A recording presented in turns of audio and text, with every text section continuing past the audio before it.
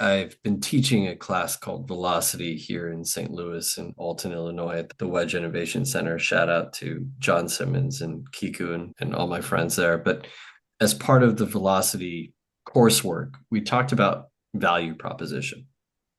And what was intriguing to me, and I'm curious because you're adjunct professor of Mhm. entrepreneurship, you work with a lot of younger founders as well, but earlier founders, whether they're young, old, I don't care what it is. One thing that's been consistent is that their first attempt at value proposition, where you're trying to create conviction in your audience that there's differentiation in what you're doing vis-a-vis what the status quo is.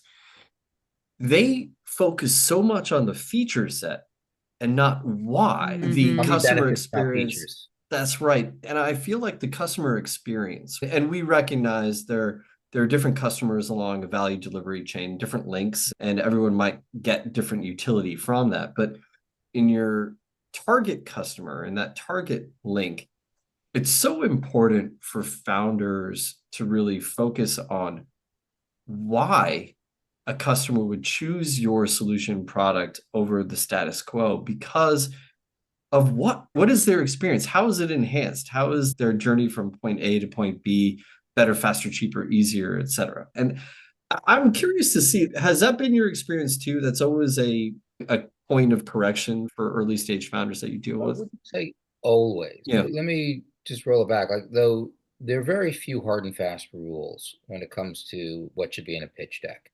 Yeah. The acid test is, does it get you the meeting? Does it get you, a startup to give you a term sheet? And I Yep. don't care if it's in crayon on the back of a cereal box, if it does that. But to maximize your odds of getting there, there's certain things that work better than others. But other than Tam Sam Sam, which is horrible, and we should put a stake through it in the crossroads at midnight, Yeah. I'm kind of okay with different ways of getting it across if it works. So I Yeah. don't generally recommend that the startups actually have a slide on their ICP, their ideal customer profile, Sure. on their value proposition. But if you don't, it has to be very clear in the other slides. Like, it comes out in your solution slide, it comes out in That's right. your competition slide. Like, it's the 9/10 of the iceberg that's below the waterline. It has to be there, and it has to show, it has to manifest itself in different places. And by the way, I go in the other direction. I have what I call a milestone slide, which is pretty non-standard, but I recommend it because it pulls together elements of information that's usually in 12 different places, or just not, that I want to see. So I recommend that in the book that other people don't, and I recommend that to all my startups. Yeah. But so early on, there's a lot of founders that become enamored of a certain solution and lose Yeah. sight of what problem are you really solving? How painful is Yeah. that really? Or they're like, you know, you got to be a quantum level different and better, and obviously different and better for people to switch. We don't switch for like incremental improvements. They fall into the trap of, I really wanted this solution. It's a small improvement. So I'm going to have five other features, and maybe the five features together will add up to, one big benefit. That rarely works also. I see that a fair amount. I also see a bunch of record scratches where they're like, oh, here's my problem. And then the solution doesn't actually solve that problem. Yes. There's that That disconnect. there is that disconnect. The overarching question that we didn't talk about, that again, it could be a slide, but I say you could put it in other slides. But the one that's the big overall deal breaker that a lot of entrepreneurs miss is the why now. Yes. So you guys get it. You've seen it a zillion times. I'll make it explicit for anyone listening who's not quite sure. So there are a lot of hungry, talented founders out there. There are a lot of like morons out there too, but there's a lot of hungry, talented founders out there. And the moment something becomes technically feasible, or the moment like the regulations change to allow it, or whatever, there's this discontinuity in time that makes something possible that wasn't possible a year ago. A lot of entrepreneurs are like, oh man, that's changing everything. I can do something with that. Yeah. Whether it was machine vision, was AI, whether it was speech to text, drop all the buzzwords, blockchain. Once you've opened up that bridge, whatever it is, a lot of people are going to start banging against those problems that were not solvable before, or at least not solvable as well Yeah. with the new tech or the new regulations that allow whatever they allow. And they're going to come up with a bunch of new solutions. And over time, like, a lot of people end up with very similar solutions. It's like parallel evolutions, dolphins and sharks. They look similar, totally different, but that's a great design. You have this pressure where you're going to get, in a fairly short order after whatever this discontinuity is, a bunch of startups like hitting this new virgin territory with these new ideas, which is an awesome time to be in VC.